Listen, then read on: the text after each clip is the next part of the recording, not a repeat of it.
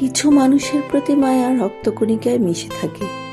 মস্তিষ্ক যখন যুক্তির পাহাড় গড়ে, মন তখন স্মৃতির অতল সাগরে ডুব দেয়।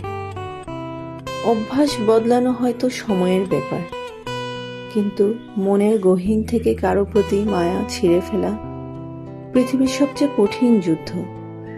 জীবন থেকে কাউকে বাদ দেওয়া হয়তো খুব সহজ, কিন্তু মন থেকে কাউকে মুছে ফেলা পৃথিবীর সবচাইতে কঠিন যুদ্ধের একটি।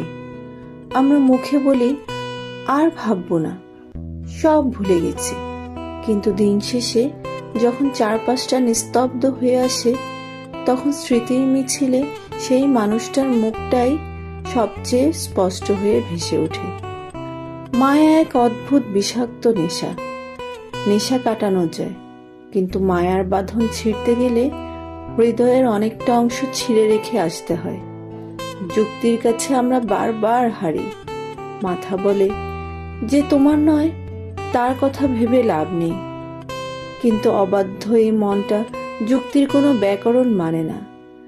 সে শুধু সেই পুরনো টান, সেই পুরনো স্পর্শ আর সেই পুরনো কণ্ঠস্বরটাকে খুঁজে বেড়ায়।